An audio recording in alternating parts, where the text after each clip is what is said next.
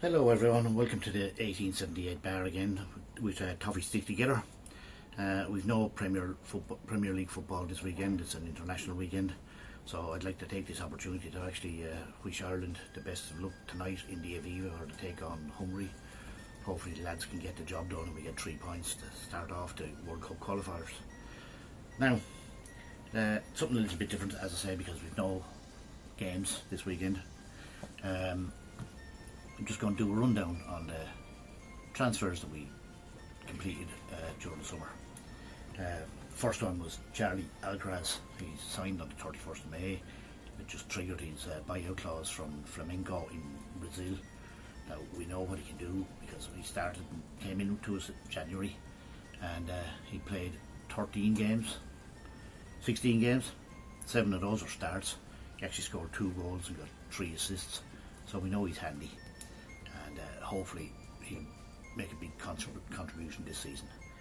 Now, we had to wait a long time, 5.5 weeks, up until the 9th of July to decide our second player, Tierno Barry, striker. He's 6'5", so he's a big chap. Another one to add to the 6 foot club. Quite a few players before he arrived. But he joined Villarreal last season, last summer, and he played 35 games from, scored 11 goals. Now he's still only 22 and he's still a young lad, so he's still learning his trade, and hopefully once he settles in a bit and gets used to the pace of the Premier League, he's going to be an animal, and he's going to find the net, and once he finds it then he won't stop finding it. So we'll keep an eye on him, and hopefully as time goes on he'll just improve. Now, next one was goalkeeper Mark Travers, Republic of Ireland player. Came from Bournemouth. He'd actually spent 9 seasons signed for Bournemouth, but a lot of those are actually out on loan to other clubs. Being second string goalkeeper, he did get a few bits when he was out on loan, but very little with Bournemouth. So the 4th player we got was Adam Asnew. Now he's a young guy too, but at the age of 18 he actually had his first taste of Champions League football in December in 2024 with Bayern Munich, but he was loaned out then in January to a Spanish club. Can't remember the name, I didn't write it down, sorry. But he was part of the squad that went with part of the squad that Everton sent over to the USA for the summer series, which, as we all know, wasn't a very happy hunting ground for us Blues, so the less said about that the better. But he's going to be one to watch. I think he has a bit of a knock at the moment, so it might be a little bit before we actually see him.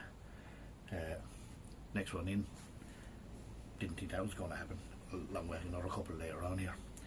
Kieran Dewsbury Hall came in the beginning of August, signed from Chelsea for reportedly for 29 million.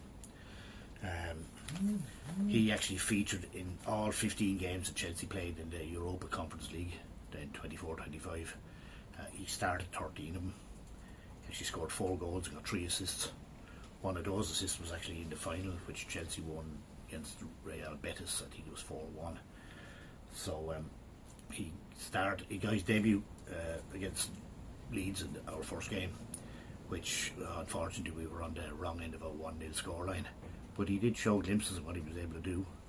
But we had to wait until the 3rd game at Molineux against Wolves for him to get his first goal, and he also got an assist in that game. So he's definitely one to watch. He's an English-born footballer, but he's never actually been picked for England. And at 26, probably unlikely that he will be. But he does actually qualify to play for Ireland through family heritage. So maybe the Irish manager should have a little look. It could be a good one. Now, next one is probably most of us would probably think it would be the biggest signing of the summer, was Jack Grealish. Now this one rumbled on and on and on for a long time. Started to feel like it was one of these media generated rumours that was never going to happen. But he did sign, came in on the 12th of August on a 1-year loan deal. There is an option to buy, as far as I know.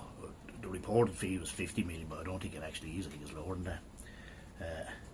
But he's another tall lad, but he's just an inch short of the 6 foot club.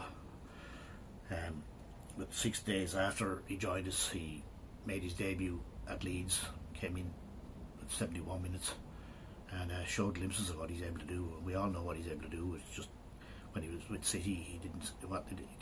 I don't know what it was. Just it wasn't the Jack Grealish from Aston Villa, that sort of way. But his first start was at the Hill Dickinson Stadium against Brighton and Hove Albion, and that's where he did show us exactly what he's able to do.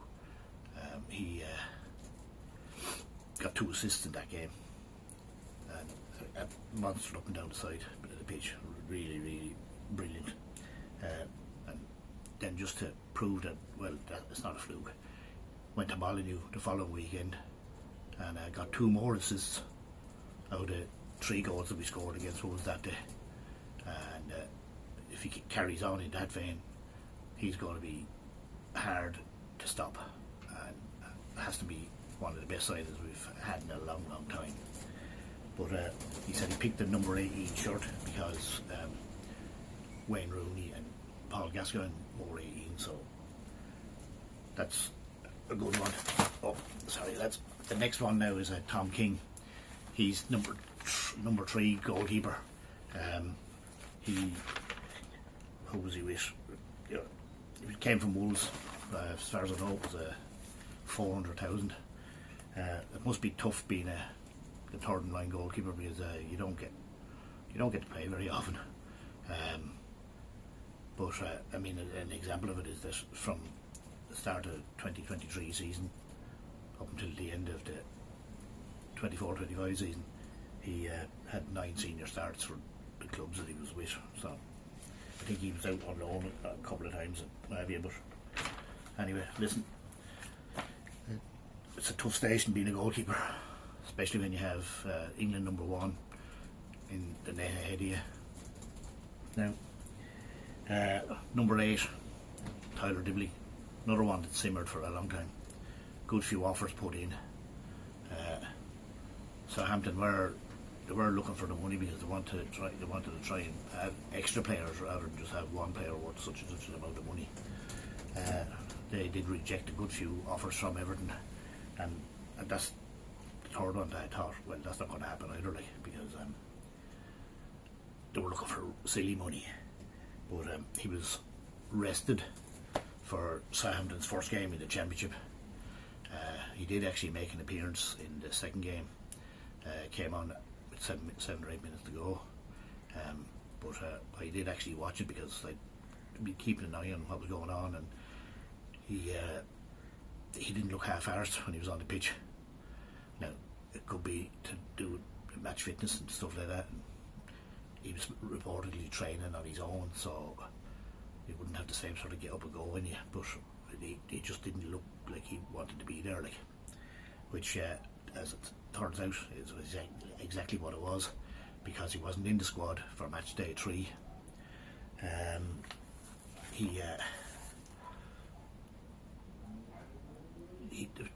He came and he actually signed for us 2 days after that, so that was the reason he wasn't playing. Southampton had more or less accepted the fact that he wasn't going to be there. Now he was on the bench against Wolves, yeah, and but didn't get called in. But during the week earlier, he actually did come on as a substitute in the Mansfield game, and he looked a lot sharper than he did when he had his 8 minutes in Southampton a few weeks earlier. So he's a big lad as well, 5'10", but he's a young lad and he's got a lot of years ahead of him. And if anyone can bring on a player like that, it's David Moyes. So he's going to be a good sign and definitely one to watch. And last but not least, deadline day, 1st of September. This didn't look like it was going to happen either, because the announcement came about an hour and a half after the window shut. But as we'd seen during the summer, the they always try to get all the media stuff all wrapped up before they made their official announcement. But Merlin Rahl came from Freiburg in Germany, Bundesliga. He had 2 starts. Well, I don't think there were starts. He actually had 2 substitute appearances with Freiburg. But his last one was actually on the 31st of August. And obviously the next morning he jumped on a plane, flew to Merseyside for his meeting with his negotiators to try and see if they can get him a loan deal. But look, he is that Bundesliga wouldn't be my. I wouldn't know an awful lot about it. All I've done is just seen snippets of videos of what he can do, and he does look handy. But it's these snippets are always going to show the good things and they're going to show the bad stuff. But he did sign for us, and another big player. Plays midfield. He described himself as a box-to-box midfielder. So on that note, now we actually have 11 players in the squad, all over 6 foot. So maybe the rumours of the Friedkin group going to start a basketball team could be true, because we've got a full basketball team there. So listen, whatever it is, that's the way it's going to be.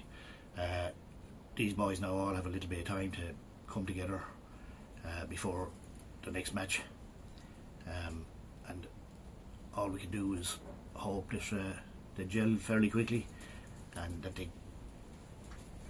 Jack Grealish especially carries on the form that he was in. So until next time, come on you Blues, and remember, toffees stick together.